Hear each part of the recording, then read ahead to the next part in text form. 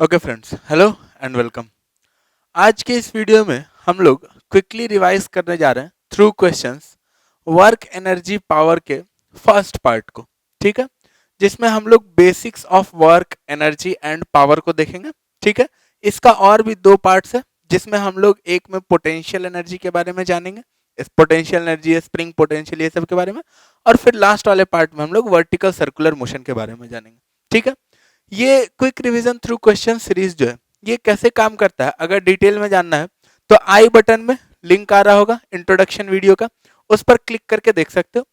अगर ब्रीफ में बताया जाए तो इस सीरीज के थ्रू हम लोग अटेम्प्ट कर रहे हैं क्वेश्चंस, फॉर्मूला यूज्ड, जो भी चीजें हैं एक चैप्टर में, उसको हम लोग क्विकली रिवाइज करने का कोशिश कर रहे हैं थ्रू क्वेश्चंस। ठीक है, हाँ, अगर कहीं इसमें थ्योरी में दिक्कत रह जाए या फिर मतलब थ्योरी उतना ज्यादा क्लियर नहीं है तो उसके लिए यूट्यूब का ही कोर्स है क्विक थ्योरी रिवीजन, उसको रेफर कर सकते हो। और अगर चाहिए और ज्यादा थ्योरी तो उसके लिए फुल डिटेल्ड कोर्स है, मेरा बुक है, उन सब में थ्योरी और क्वेश्चन का और ज्यादा कलेक्शंस मिल जाएगा, जिसके बारे में वीडियो के एंड में बताते हैं। ठीक है, तो आज इस वर्क एनर्जी पावर के इस पार्ट वन में अपने पास पहला क्वेश्चन ये रहा। इसमें अपने पास बोलना है कि ये सारे स्टेटमेंट्स में से, ये 8 स्टेटमेंट यहां पर दिया हुआ है, इनमें से कौन सा ट्रू है या फॉल्स है। ठीक है, तो अपने पास यहां पर सोचो हर एक स्टेटमेंट को, इसका उपाय क्या है, हर एक स्टेटमेंट को सोचो। ठीक है, फिर उसके बाद उसके बगल में लिख लो कि वन वाला स्टेटमेंट अपने को क्या लग रहा है, ट्रू लग रहा है, फॉल्स लग रहा है, फिर सेकंड वाला क्या लग रहा है, और फिर हम लोग मैच करेंगे एक दूसरे से कि किसका कितना सही हुआ। मतलब मेरा तो सब सही होगा, तुम्हारा कितना सही हुआ। ठीक है, चलो पॉज करो, सोचो।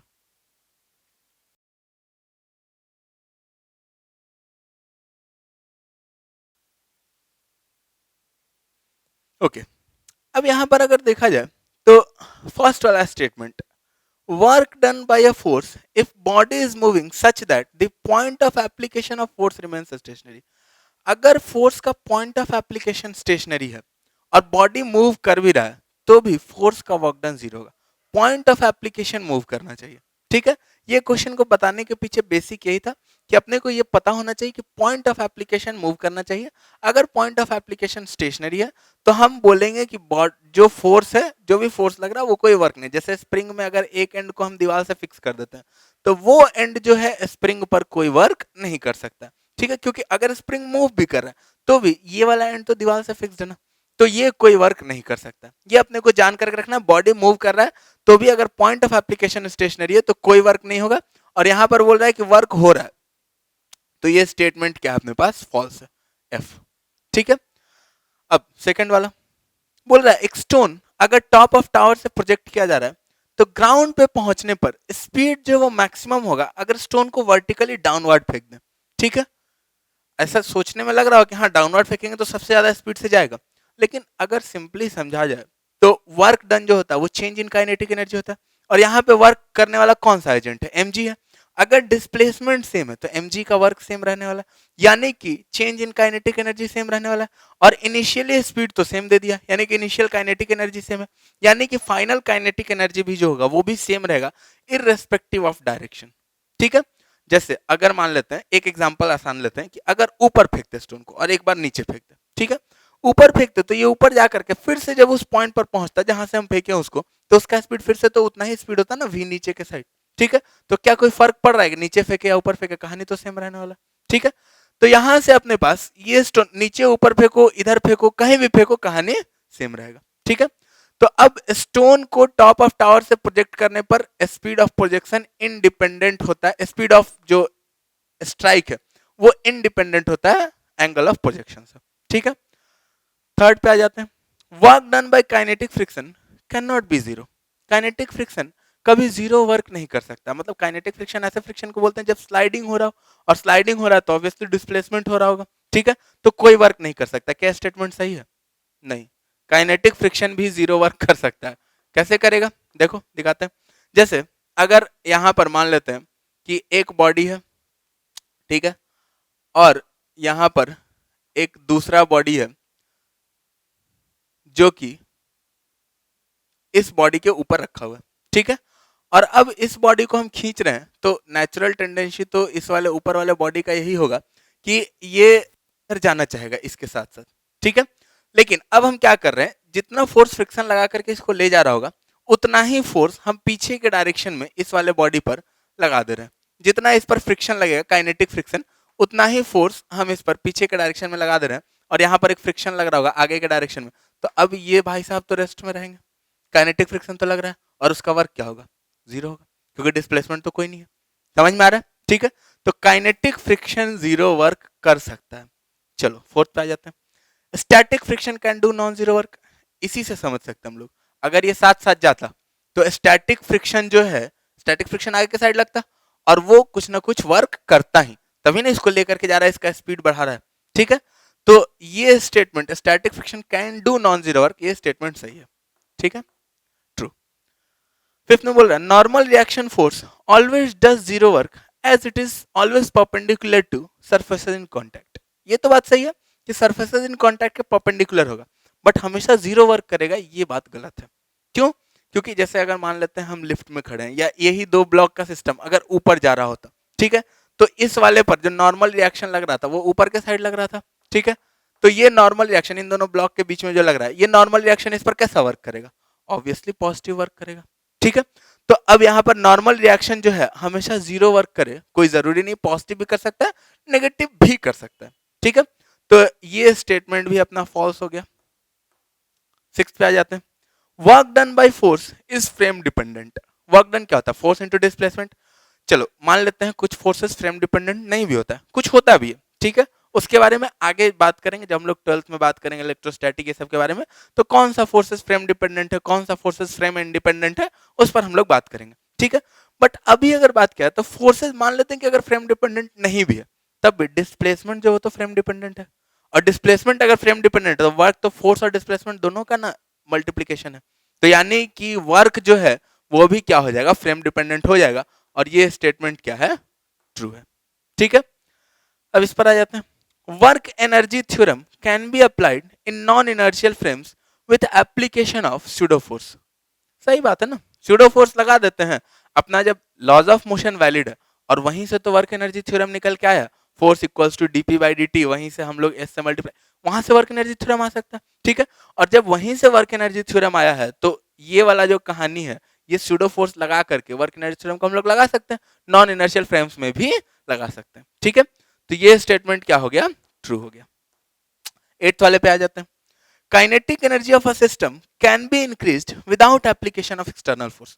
एक्सटर्नल फोर्स ना भी लगे तब भी सिस्टम का काइनेटिक एनर्जी बढ़ जाएगा। ये ध्यान देना, यहाँ पर पार्टिकल नहीं बोल रहा, पार्टिकल का नहीं बढ़ा सकते, लेकिन सिस्टम जिसमें दो पार्टिकल तीन पार्टिकल हो सकता है, उसमें बढ़ सकता है ना इंटरनल फोर्सेज लग करके। जैसे अगर मान लेते हैं एक पॉजिटिव चार्ज हो गया भाई साहब, और एक नेगेटिव चार्ज हो गया, ये दोनों क्या करेगा, अगर इसको ऐसे ही छोड़ देंगे सिंपली, कोई एक्सटर्नल फोर्स नहीं लग रहा, तब भी ये दोनों एक दूसरे को अट्रैक्ट कर रहा होगा, और अट्रैक्ट करेगा तो स्लोली स्लोली इन दोनों का स्पीड बढ़ेगा। तो काइनेटिक एनर्जी क्या है, काइनेटिक एनर्जी वेक्टर तो है नहीं जो कि सब्ट्रैक्ट हो जाएगा, ये दोनों ऐड होगा, दोनों का काइनेटिक एनर्जी, और ऐड होगा तो काइनेटिक एनर्जी जो है वो क्या होगा, इंक्रीज करेगा, ठीक है। तो काइनेटिक एनर्जी इंक्रीज कर सकता है, ठीक है, कैन बी इंक्रीज, तो ये कहानी अपने पास ट्रू है, ठीक है। तो इसमें अपने पास चार ट्रू हो गया और चार फॉल्स हो गया। अब इसमें जो भी समझ में आया, इसमें बहुत सारा कॉन्सेप्ट्स दिए हैं, क्या क्या मतलब स्टैटिक फ्रिक्शन वर्क करेगा कि नहीं, काइनेटिक फ्रिक्शन वर्क करेगा कि नहीं, नॉर्मल रिएक्शन वर्क करेगा कि नहीं, जो जो कॉन्सेप्ट समझ में आया, जो जो चीज नहीं लग रहा था, फिर सही हो गया गलत हो गया, उसको एक बार नोट डाउन कर लो अपने हिसाब से, फिर हम लोग नेक्स्ट क्वेश्चन देखते हैं।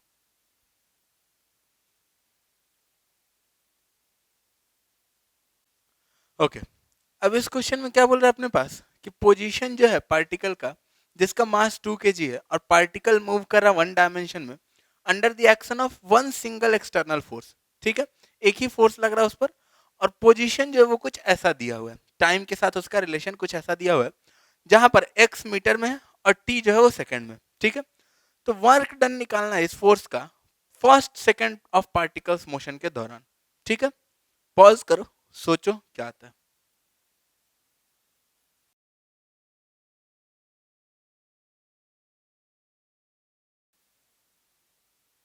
ओके, इसको बनाने का अपने पास दो तरीका हो सकता था। सबसे पहले तो अपने को X as a function of time निकालना, और वो तो बड़ा ही आसान है। यहाँ से अगर x as a function of time निकालना है तो x इज इक्वल टू क्या हो जाएगा यहाँ से t-3 का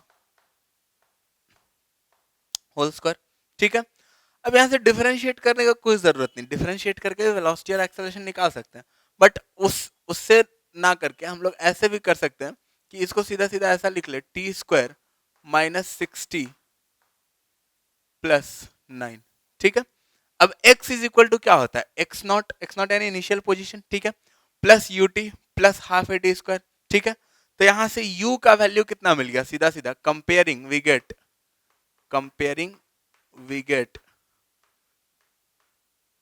u इक्वल्स टू -6 और u -6 मिला और एक्सेलरेशन कितना मिल जाएगा हाफ a t², तो half a is equal to 1 मिला है तो a इज इक्वल टू कितना मिल जाएगा 2।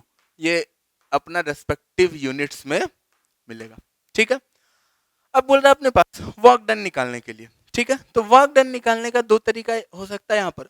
एक तो हम लोग चेंज इन काइनेटिक एनर्जी निकाल लें। ठीक है, इनिशियल पोजीशन पता है, एक्सेलरेशन पता है, तो इनिशियल वेलोसिटी पता चल जाएगा, फाइनल वेलोसिटी पता चल जाएगा, उस हिसाब से हम लोग चेंज इन काइनेटिक एनर्जी निकाल सकते हैं और उससे हम लोग वर्क डन निकाल सकते हैं। ठीक है, और दूसरा ये तरीका हो सकता है कि हम लोग यहाँ से फोर्स लिख सकते हैं, और फोर्स क्या होगा यहाँ से देखा जाए अगर, तो फोर्स जो हो जाएगा वो क्या होता है मास इंटू एक्सेलरेशन, मास है 2 इंटू 2 4 न्यूटन, फोर्स हो गया 4 न्यूटन, और जैसे फोर्स है अपने पास फोर्स इंटू डिस्प्लेसमेंट अगर कर देंगे तो अपने पास आ जाएगा। ठीक है, तो डिस्प्लेसमेंट अपने पास क्या होगा फर्स्ट सेकंड में, यानी कि at t is equals to 0 अपने पास पोजीशन जो था x0 बोल देते हैं इसको, वो कितना था 9 था। ठीक है, and at t equals to 1 x0 जो हो जाएगा वो कितना हो जाएगा, सॉरी x1 जो होगा वो हो जाएगा अपने पास यहाँ से 1² - 6 + 9। ठीक है, तो यहाँ से हो जाएगा 4। ठीक, अब x0 पता चल गया, x1 पता चल गया, तो अपने पास डिस्प्लेसमेंट जो है ड्यूरिंग फर्स्ट 1 सेकेंड वो डिस्प्लेसमेंट कितना हो जाएगा, वो हो जाएगा x1 - x0 यानी कि -5 मीटर्स, और -5 मीटर डिस्प्लेसमेंट हो गया तो अपने पास वर्क जो हो जाएगा वो हो जाएगा फोर्स इंटू डिस्प्लेसमेंट, फोर्स 4 -5 का मतलब अपोजिट डायरेक्शन में वैसे भी माइनस आता वो। ठीक है, तो 4 इंटू -5 यानी कि -20 जूल्स। ठीक है, तो इतना वर्क हो जाएगा इस फोर्स का, और इसको हम लोग एक बार चेंज इन काइनेटिक एनर्जी वाले से भी निकाल करके देख लेंगे, हम नहीं तुम देखोगे। ठीक है, देख लेना जरूर, तो उससे भी बन जाएगा इससे भी बन जाएगा। ठीक है, दोनों सेम डिफिकल्टी है, कोई खास दिक्कत नहीं। इसको नोट कर लेते हैं, फिर हम लोग नेक्स्ट क्वेश्चन देखते हैं।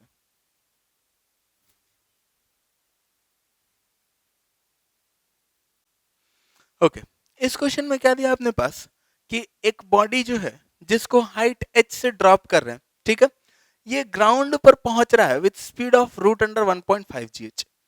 बोल रहा है कि वर्क डन निकालना है by viscous forces of air. Viscous forces यानी कि फ्रिक्शन ऑफ एयर।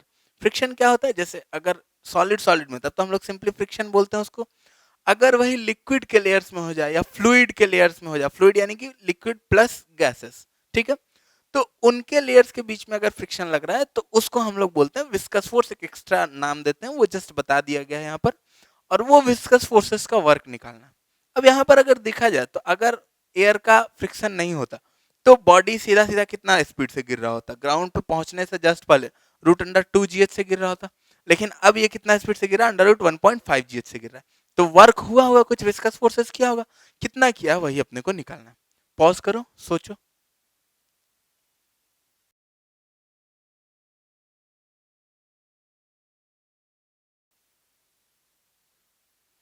ओके, अब यहाँ पर अगर विस्कस फोर्सेस का वर्क निकालना है तो उसके लिए हम लोग यहाँ पर देख सकते हैं कि जो बॉडी गिर रहा है, एच हाइट गिरा है, मान लेते हैं ये एम मास का बॉडी है, लेट इट बी, और ये अगर एच हाइट गिर रहा है तो यहाँ से जो विस्कस फोर्सेस का वर्क है, यहाँ से यहाँ तक वर्क कौन कौन कर रहा है, यहाँ से यहाँ तक वर्क कर रहा है एक तो अपने पास mg, ठीक है, और एक विस्कस फोर्स वर्क कर रहा होगा जिसके चलते इसका काइनेटिक एनर्जी कुछ बदला है।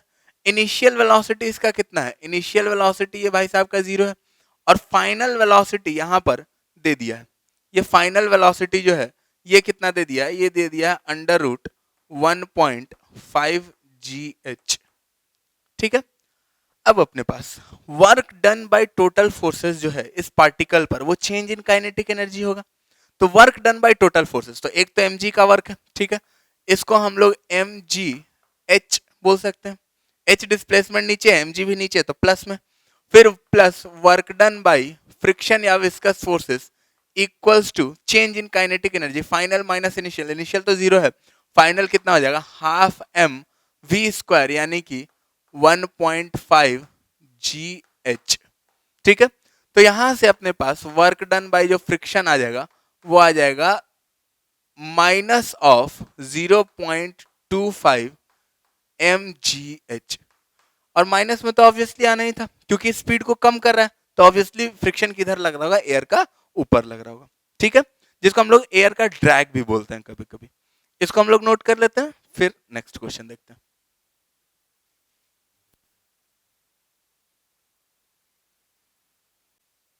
ओके, अब इस क्वेश्चन में क्या बोल रहा है कि सिस्टम जो फिगर में दिखाया गया है, ठीक है, इसको रेस्ट से रिलीज कर रहे हैं। ठीक है, और ये जो 1 kg ब्लॉक है, ऐसा जब रेस्ट से रिलीज कर दे रहे हैं तो 1 kg ब्लॉक का स्पीड जो है 0.3 मीटर पर सेकंड है जब ये 1 मीटर से नीचे गिर चुका है।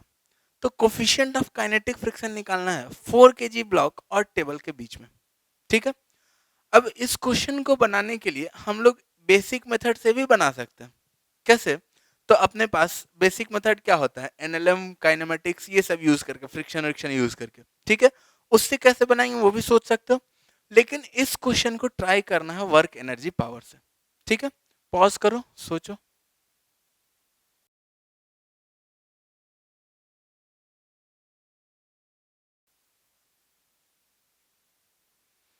ओके, अब इसको बेसिक मेथड से कैसे बनाते हैं पहले वो एक्सप्लेन कर देते हैं। ठीक है, अगर नहीं बना है तो उसके लिए, तो बेसिक मेथड से बनाने के लिए क्या था, इस पर फोर्स लग रहा था, इस पर टेंशन टेंशन लग रहा होगा। ठीक है, तो इसका नेट एक्सेलरेशन हम लोग यहाँ से निकाल सकते हैं। स्पीड दिया हो फाइनल और डिस्टेंस 1 मीटर डिसेंड किया, तो इसका एक्सेलरेशन आ जाएगा, और एक्सेलरेशन जैसे ही आएगा तो M G minus two T, तो टेंशन आ जाएगा।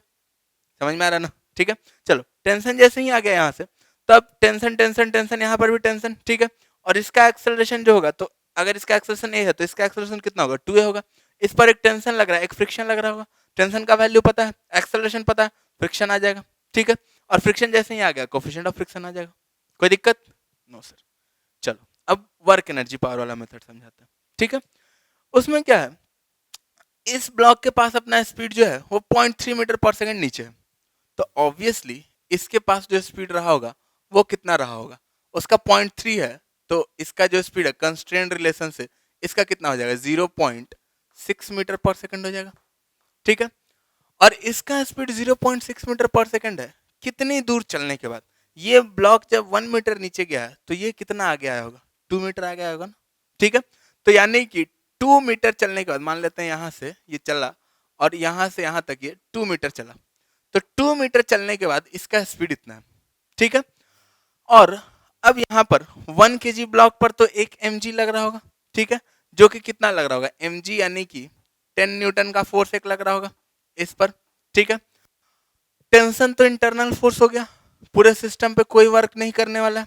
तो अब सिस्टम पे अगर देखें तो ये एक एम वर्क कर रहा होगा और एक यहाँ से फ्रिक्शन वर्क कर रहा होगा, और फ्रिक्शन कितना लग रहा होगा, फ्रिक्शन इस वाले ब्लॉक पर लग रहा होगा म्यू एम जी।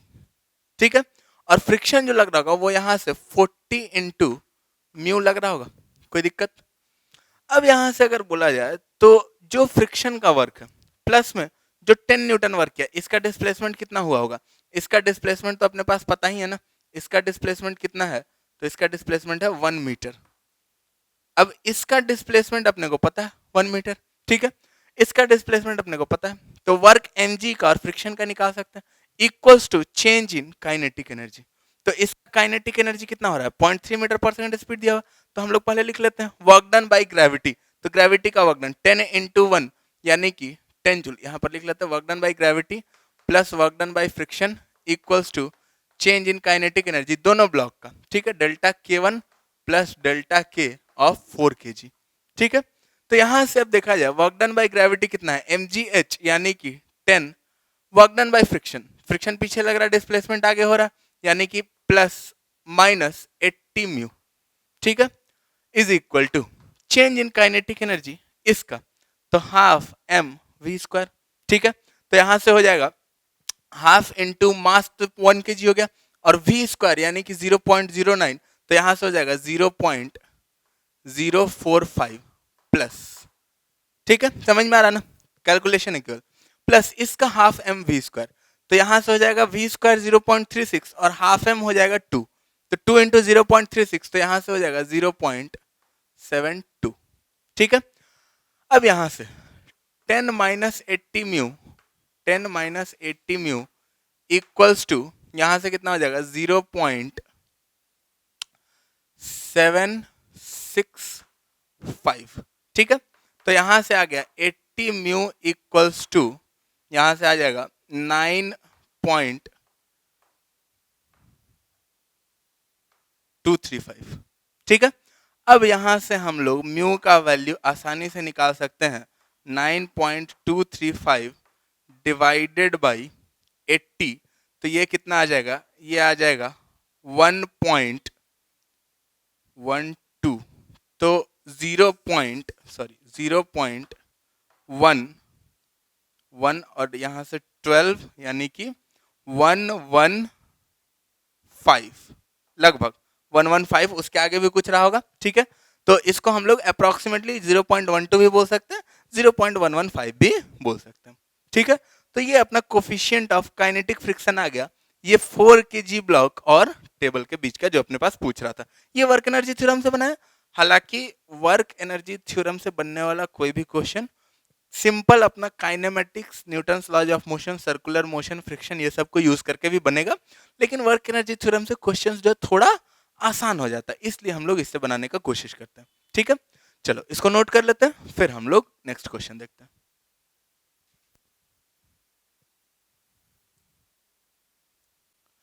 ओके, अब इस क्वेश्चन में क्या दिया हुआ है कि एक पार्टिकल जो है वो एक्स एक्सिस के लॉन्ग मूव कर रहा है, एक्स इज इक्वल टू 0 से X is equal to 4 metre तक जा रहा है, under the influence of force given by, ऐसा फोर्स दिया हुआ है अपने को, ठीक है। अब वर्क डन निकालना है बाय दिस फोर्स जब x इक्वल्स टू 0 से x इक्वल्स टू 4 तक जा रहा होगा, ठीक है। पॉज करो, कोशिश करो, देखो क्या आता है।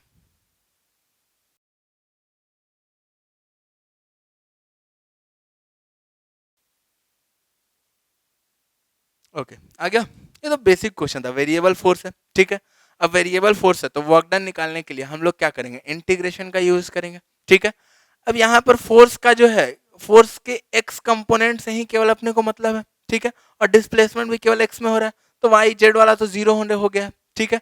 अब यहाँ पर फोर्स का एक्स कंपोनेंट जो है एफ एक्स अपने पास कुछ है, और वर्क डन निकालना है, तो वर्क डन जो हो जाएगा क्या हो जाएगा, integration of F into D x, ठीक है। लिमिट रखना बड़ा जरूरी है, तो लिमिट कहां से कहां तक, कहां से शुरू कर रहे हैं, 0 से शुरू कर रहे हैं और कहां तक जा रहे हैं, 4 तक जा रहे हैं, ठीक है। तो यहां से integration of F into D x, तो एफ इंटू डी एक्स का इंटीग्रेशन पहले तो कर लेते हैं, इंटीग्रेशन क्लियर नहीं है तो इंटीग्रेशन एक बार देख लो, ठीक है। अब यहां से x cube minus 2x square plus 5x, यही आएगा ना इंटीग्रेशन, ठीक है। देख सकते हो क्विक रिवीजन थ्रू क्वेश्चंस में इंटीग्रेशन भी बताएं, उसका क्विक थ्योरी रिवीजन भी अपने पास, ठीक है। इंटीग्रेशन का लिमिट कहां से कहां तक, 0 से लेकर के 4 तक, ठीक है।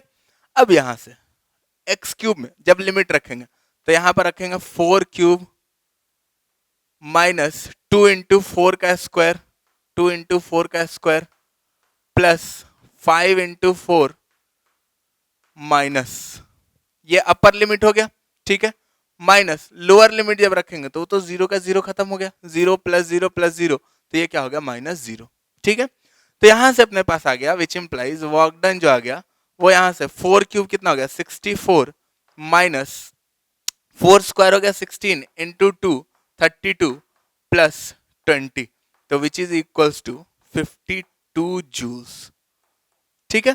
तो इतना अपने पास वर्क हो गया इस फोर्स का, ये सिंपली अपने पास ये क्वेश्चन था वेरिएबल फोर्स का वर्क कैसे कैलकुलेट करते हैं उसको समझने के लिए, इसको नोट कर लेते हैं, फिर हम लोग नेक्स्ट क्वेश्चन देखते हैं।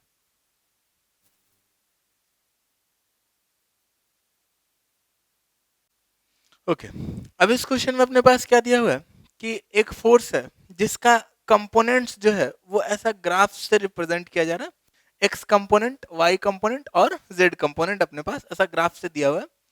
अब बताना है कि जो वर्क होगा इस फोर्स का जब पार्टिकल इस कोऑर्डिनेट से 0, 5, 12 से 4,20,0 तक जाएगा, तो कितना वर्क होगा वो अपने को बताना है इस फोर्स का। ठीक है, पॉज करो, सोचो, देखो क्या आता है।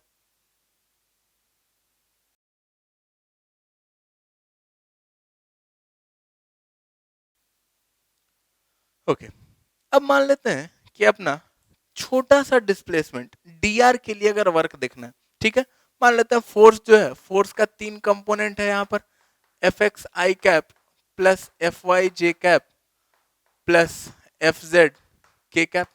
ठीक है, और डिस्प्लेसमेंट मान लेते हैं जो स्मॉल डिस्प्लेसमेंट डी आर हुआ है वो अपने पास है D X I cap plus D Y J cap plus D Z K cap. ठीक है, अब अपने पास अगर वर्क देखना है तो वर्क क्या होता है, एफ डॉट डी आर होता है। वर्क जो हो जाएगा वो क्या होगा, एफ डॉट डी आर, यानी कि यहां से अगर डॉट प्रोडक्ट करेंगे तो F x D X plus F Y D Y plus F Z D Z, ये तो हो जाएगा डी एक्स डी वाई और डी जेड में वर्क। ठीक है, D X I cap D Y J cap और डी जेड के कैप जब स्मॉल डिस्प्लेसमेंट है तब ये वर्क हो जाएगा। अब अगर टोटल वर्क निकालना है तो इसी का इंटीग्रेशन, यानी कि इसका इंटीग्रेशन प्लस इसका इंटीग्रेशन प्लस इसका इंटीग्रेशन। ठीक है, अब ये तीनों का इंटीग्रेशन निकालना पड़ेगा अपने को, कहां से कहां तक, तो x में 0 से 4 तक, y में 5 से 20 तक और z में 12 से 0 तक। ठीक है, तो अब यहां से अगर x में 0 से 4 तक निकालना है तो इंटीग्रेशन करने के लिए या तो हम लोग इस लाइन का इक्वेशन लिखें और उसके बाद उसका इंटीग्रेशन करें और फिर लिमिट्स पुट करें, ये भी कर सकते हैं, या फिर हम लोग डायरेक्टली भी देख सकते हैं कि इंटीग्रेशन जो भी होता है एरिया अंडर कर्व होता है, और चूंकि यहाँ पर स्ट्रेट लाइन है तो एरिया निकालना बहुत ज्यादा मुश्किल नहीं होने वाला है। ठीक है, तो अब अगर 0 से 4 तक देखा जाए तो यहाँ पर 0 से लेकर के 4 तक का एरिया निकालना है, लेट इट बी। तो ये 4 तक एरिया जो होगा, ये 4 तक अपने पास यहाँ पर जो एरिया बन रहा है, ये कैसा एरिया बन रहा है, एक ट्रेपीजियम बन रहा है, और इस ट्रेपीजियम का एरिया निकालने के लिए क्या होता है, half into sum of parallel sides into distance between them, और एक पैरेलल साइड तो 10 पता है, दूसरा अपने को नहीं पता है, डिस्टेंस बिटवीन देम भी पता है।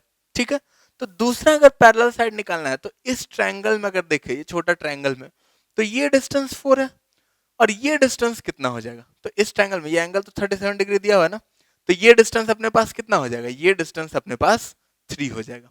ठीक है, अब ये डिस्टेंस 3 है तो अपने पास सीधा सीधा ये वाला साइड कितना हो गया 13 और ये वाला साइड है 10, तो अपने पास हेयर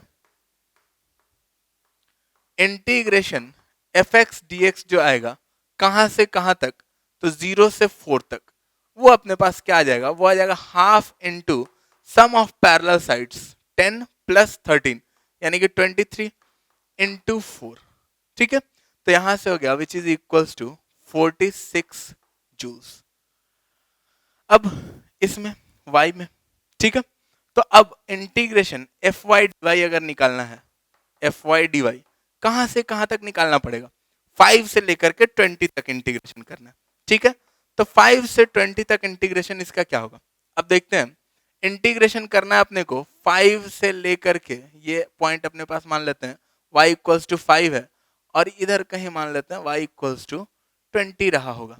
ठीक है, 5 से 20 तक इंटीग्रेशन करना है, तो एक काम तो हम लोग ये कर सकते हैं कि इस ट्रायंगल का एरिया निकाल के प्लस में और इसका एरिया निकाल करके माइनस में और दोनों को ऐड कर दे, एरिया माइनस में नहीं, इंटीग्रेशन का वैल्यू माइनस में। ठीक है, और दोनों को ऐड कर दे तो अपने पास एक तो सीधा सीधा वर्क डन आ जाएगा। या फिर अगर थोड़ा सा देखा जाए तो यहाँ पर अपने पास जो हम देखने का आसान तरीका बता रहे हैं, ठीक है, वैसे भी निकलेगा और वो ज्यादा आसान है, लेकिन कभी कभी ये वाला आसान लगेगा इसलिए हम लोग ये तरीका बता दे रहे हैं। एक और ये हो सकता है कि जैसा 15 से 20 तक का एरिया माइनस में है वैसा ही 10 से लेकर के 15 तक का एरिया प्लस में हो जाएगा यहाँ पर।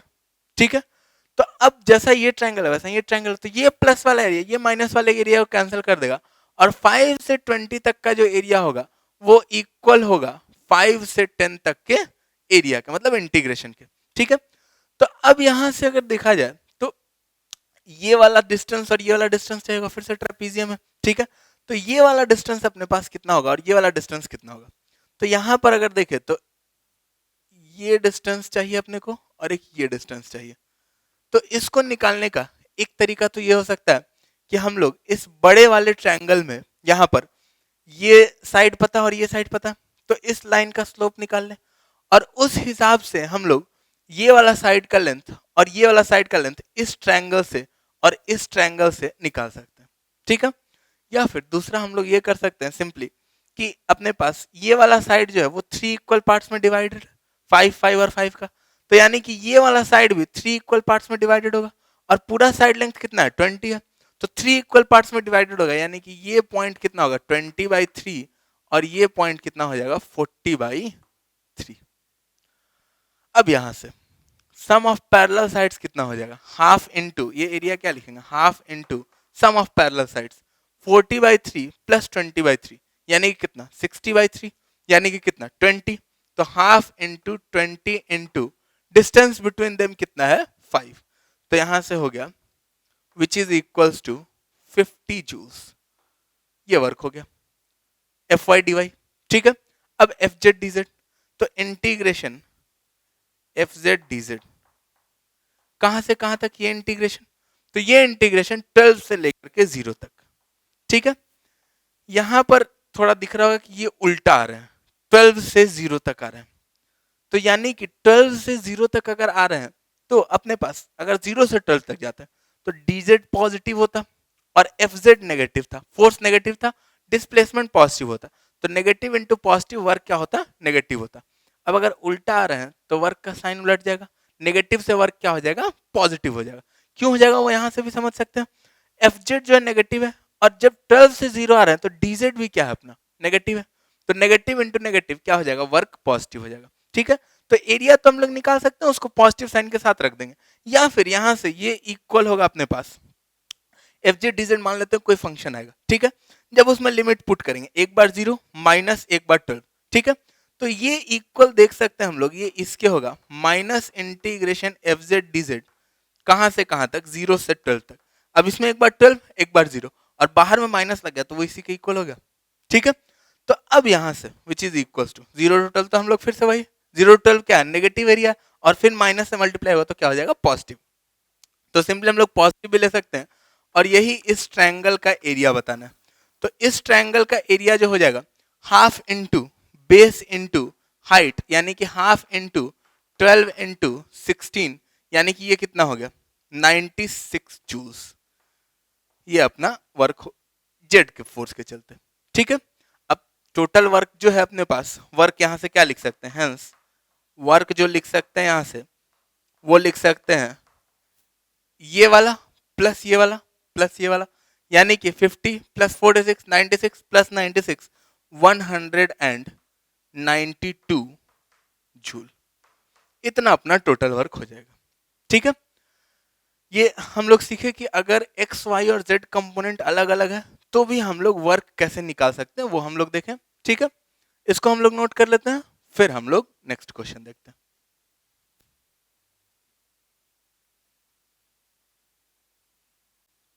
ओके, इस क्वेश्चन में क्या बोल रहा है वो अपने पास कि एक पार्टिकल दिया हुआ है मास m का जो कि सर्कुलर पाथ में मूव कर रहा है, जिसका कांस्टेंट रेडियस जो है वो कांस्टेंट है r। ठीक है, और सेंट्रीपिटल एक्सेलरेशन उसका कुछ ऐसा दिया हुआ है, टाइम के साथ ऐसा चेंज कर रहा है जहां पर k भी जो है वो एक कांस्टेंट है। तो अपने पास बोल रहा है कि पावर जो डिलीवर हो रहा है पार्टिकल को इस फोर्स के द्वारा, जो भी फोर्स लग रहा होगा, ठीक है, जो इसको ऐसा सेंट्रीपिटल एक्सेलरेशन दे रहा होगा, उस फोर्स के द्वारा जो पावर डिलीवर हो रहा है वो अपने को निकाल के बताना है। पॉज करो, सोचो।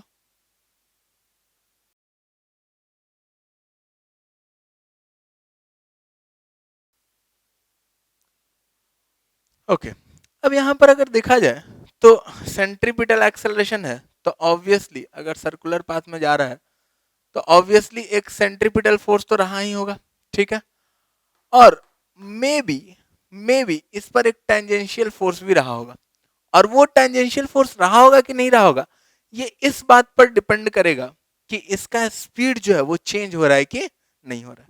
ठीक है, तो वो हम लोग निकाल सकते हैं, सेंट्रीपिटल एक्सेलरेशन अपने पास दिया हुआ है और वो एक्सेलरेशन जो है वो कितना है K square R into T square. ठीक है, और सेंट्रीपिटल एक्सेलरेशन जब दिया हुआ है तो अपने पास v स्क्वायर बाई आर जो है वो क्या हो जाएगा k square R into T square हो जाएगा। तो यहां से v जो आ जाएगा r को इधर मल्टीप्लाई करके अंडर रूट, तो यानी कि k r t, ये अपने पास स्पीड आ जाएगा पार्टिकल का। ठीक है, अब स्पीड जैसे ही आ गया अपने पास पार्टिकल का, तो अपना जो पार्टिकल का कहानी है कि स्पीड जो है वो बदल रहा है, यहाँ पर दिख रहा है स्पीड जो प्रोपोर्शनल टू टाइम है। तो स्पीड अगर बदल रहा है यानी कि एक टेंजेंशियल फोर्स भी रहा होगा, और वो टेंजेंशियल फोर्स को हम लोग सिंपली ऐसा लिख सकते हैं विच इम्प्लाइज एफ टी जो हो जाएगा वो हो जाएगा M into D V by D T, rate of change of speed. ठीक है, और यहां से ये आ जाएगा which is equal to M into D V by D T कितना हो जाएगा के इंटू आर हो जाएगा। ठीक है, तो सीधा सीधा यहां से लिख सकते हैं which is equals to M K R, ये हो गया अपना टेंजेंशियल फोर्स। तो एक सेंट्रीपिटल फोर्स तो लग ही रहा था M V square by R, ठीक है, जो कि v अपने पास पता है तो आ जाएगा, और एक अपने पास टेंजेंशियल फोर्स भी लग रहा होगा जो कि अपने पास कितना होगा एम के आर। ठीक है, ये टेंजेंशियल फोर्स और सेंट्रीपिटल फोर्स दो फोर्सेज है। अब पार्टिकल का जो स्पीड है, जो वेलोसिटी है, वो तो इधर ही होगा अलोंग द टेंजेंट। ठीक है, तो वेलोसिटी अगर इधर ही है तो पावर जो होता है एफ डॉट वी, तो अब फोर्स के इधर वाले कंपोनेंट के साथ डॉट करेंगे तो वो तो जीरो हो जाएगा, बचेगा केवल ये वाला। ठीक है, तो पावर जो हो जाएगा hence power equals to F tangential into V, सीधा सीधा, और एफ टेंजेंशियल क्या है एम के आर, और वी भी तो अपने को नहीं पता था, वी क्वेश्चन में नहीं दिया हुआ है, यहां पर भी पता है। ठीक है, तो वी को हम लोग रख सकते हैं के आर टी। क्वेश्चन में अपने पास क्या क्या दिया हुआ, के दिया हुआ, आर दिया हुआ, टाइम दिया हुआ, उस हिसाब से एम दिया हुआ है, इन सब में निकालना है। ठीक है, तो यहां से कितना आ जाएगा, पावर जो आ जाएगा वो आ जाएगा M into K square R square into T, ये पावर डिलीवर्ड बाई फोर्स हो जाएगा। यहां पर एक चीज ये समझने वाला था कि सेंट्रीपिटल फोर्स जो है कोई पावर डिलीवर नहीं करेगा। ठीक है, और दूसरा समझने वाला यह बात था कि सेंट्रीपिटल फोर्स दिया हुआ अगर, तो ऐसा नहीं मान लेना है कि टेंजेंशियल फोर्स जो वो जीरो ही है। ठीक है, टेंजेंशियल फोर्स को निकाल करके देख लेना है कि उसके चलते जो पावर है वो कितना है। इसको नोट कर लेते हैं, फिर हम लोग नेक्स्ट क्वेश्चन देखते हैं।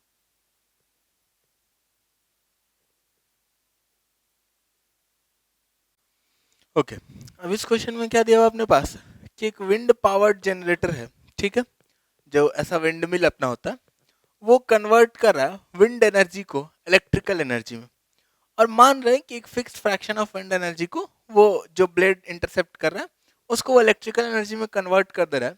तो अगर विंड का स्पीड v है तो इलेक्ट्रिकल पावर आउटपुट जो होगा वो किसके प्रोपोर्शनल होगा, अपने पास ये चार ऑप्शन दिया हुआ है। ठीक है, पॉज करो, सोचो, कोशिश करो।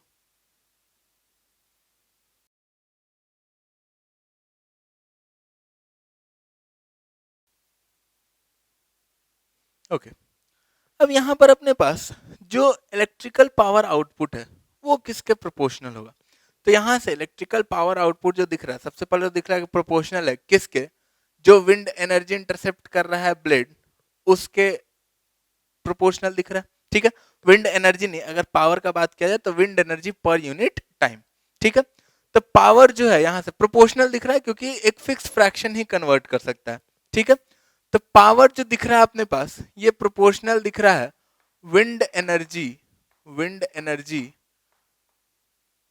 पर यूनिट टाइम के। ठीक है, अब विंड एनर्जी पर यूनिट टाइम के अगर पावर प्रोपोर्शनल दिख रहा है तो यानी कि हम लोग यहां से पावर को ये भी तो बोल सकते हैं ना कि ब्लेड्स पर जो फोर्स लग रहा होगा, ठीक है, फोर्स इनटू ब्लेड्स का जो वेलोसिटी रहा होगा वो विंड एनर्जी पर यूनिट टाइम वही है। ठीक है, और पावर जो है वो उसके भी प्रोपोर्शनल हो जाएगा। ठीक है, विंड एनर्जी पर यूनिट टाइम यानी कि विंड जो पावर सप्लाई कर रहा है, तो विंड कितना पावर सप्लाई कर रहा है एफ इंटू वी। ठीक है, तो यहां से पावर जो है ये प्रोपोर्शनल हो गया force on blades, force on blades into V, जहां पर वी क्या है अपने पास विंड स्पीड है।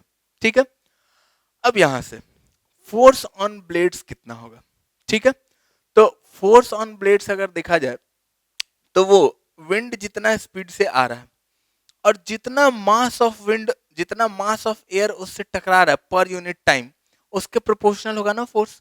फोर्स क्या होता है, rate of change of momentum, momentum किस किस चीज पर डिपेंड करता है, मास और स्पीड पर, ठीक है। तो यानी कि जितना मास पर यूनिट टाइम टकरा रहा है इनटू जितना उसका स्पीड रहा होगा, ठीक है। तो अब यहां से फोर्स ऑन ब्लेड्स जो है वो अपने पास फिर से प्रोपोर्शनल हो जाएगा, तो प्रोपोर्शनल प्रोपोर्शनल दो कांस्टेंट मिलकर एक नया कांस्टेंट बन गया, ठीक है। तो फोर्स ऑन ब्लेड्स जो है वो प्रोपोर्शनल हो जाएगा mass falling on blades per unit time, ठीक है, mass of air per unit time falling on blades, ठीक है, इनटू विंड स्पीड, ये फोर्स हो गया, और इनटू वी, ठीक है। अब यहां से mass of air per unit time, तो mass of air per unit time जो हो जाएगा वो क्या हो जाएगा, डेंसिटी ऑफ एयर, मास क्या हो जाएगा, डेंसिटी इनटू वॉल्यूम जो गिर रहा है पर यूनिट टाइम, और वॉल्यूम कितना गिर रहा है, क्रॉस सेक्शनल एरिया इनटू कितना डिस्टेंस का वॉल्यूम उस पर गिर रहा है एक पर यूनिट टाइम, तो वेलोसिटी इनटू टाइम कर देंगे तो डिस्टेंस आ जाएगा, जितना वॉल्यूम उस पर गिर रहा होगा पर यूनिट टाइम, तो वो कितना हो जाएगा, डेंसिटी इनटू वॉल्यूम, और वॉल्यूम कितना हो जाएगा, A into V, distance by time, ठीक है। तो अब यहां से ये हो गया mass of air per unit time into V square, तो पहले से था ही, ठीक है, और रो और ए तो कांस्टेंट है, ब्लेड्स का एरिया ऑफ क्रॉस सेक्शन और डेंसिटी कांस्टेंट है, तो यहां से हम बोल सकते हैं कि पावर जो है ये प्रोपोर्शनल है वी क्यूब के, ठीक है। तो यहां से अपने पास कौन सा ऑप्शन करेक्ट दिख रहा है, power proportional to V cube, यानी कि ऑप्शन सी करेक्ट दिख रहा है। इसको नोट कर लेते हैं, फिर हम लोग नेक्स्ट क्वेश्चन देखते हैं।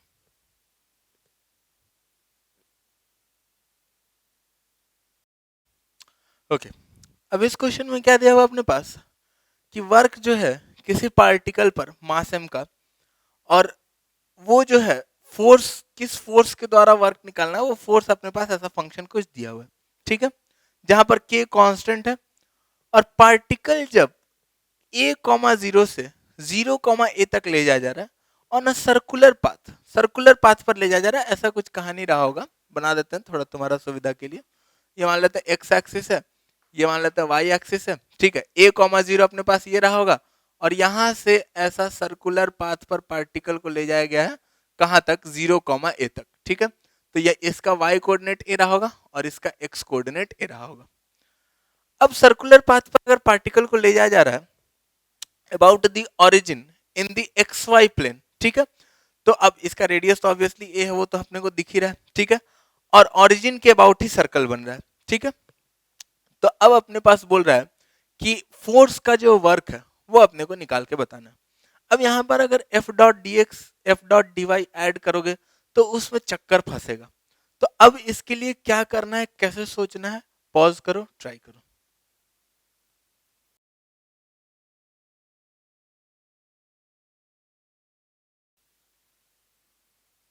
ओके, इसमें हम बताएं कि अगर F x D X F Y D Y करेंगे तो उसमें चक्कर फंसेगा, तो इसके लिए हम लोग सिंपली अगर देखें तो फोर्स जो है अपने पास एफ वेक्टर फॉर्म में अगर लिखना है तो ये तो है K over X square plus Y square की पावर 3/2, तो कांस्टेंट, मतलब कांस्टेंट नहीं कॉमन है, इसको बाहर कर लिए, अंदर में क्या बचा, अंदर में बचा x I cap plus Y J cap, ठीक है, और x I cap plus Y J cap ये क्या हो जाएगा, ये x I cap plus Y J cap यानी कि किसी इंस्टेंट पर एक्स और वाई कोऑर्डिनेट्स है, तो यही ना अपना पोजीशन वेक्टर जो है यही तो हो जाएगा x I cap plus Y J cap, ठीक है।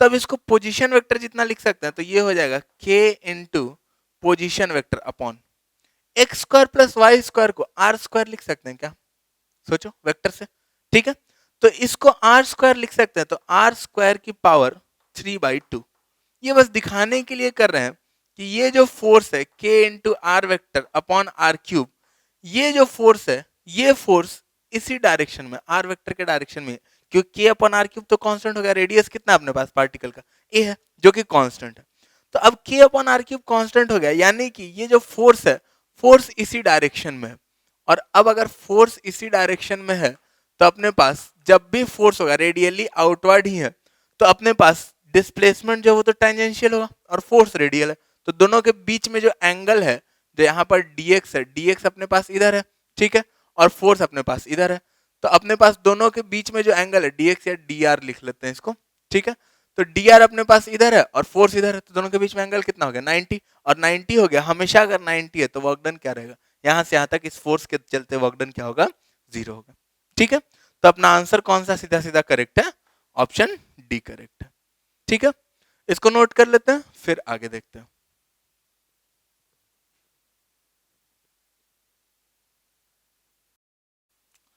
ओके, तो आज के लिए इतना ही। जितना हम लोग देख लिए वर्क एनर्जी पावर में, जो फर्स्ट पार्ट है उसके लिए सफिशियंट है। ठीक है, पूरा का पूरा वर्क एनर्जी पावर तो अपना 3 पार्ट में खत्म होने वाला है। ठीक है, अब अगर इसमें कहीं थ्योरी में दिक्कत आ रहा था तो उसके लिए क्विक थ्योरी रिवीजन देख सकते हो, यूट्यूब का ही सीरीज है। अगर थोड़ा फुल डिटेल्ड कोर्स चाहिए या फिर अपने पास बुक के बारे में जानना है, मेरे से रिलेटेड क्या क्या चीज और अवेलेबल है तुम्हारे पास, तो उन सब के लिए मेरा वेबसाइट physicsbuddy.in विजिट कर सकते हो। लिंक अपने को डिस्क्रिप्शन में भी मिल जाएगा।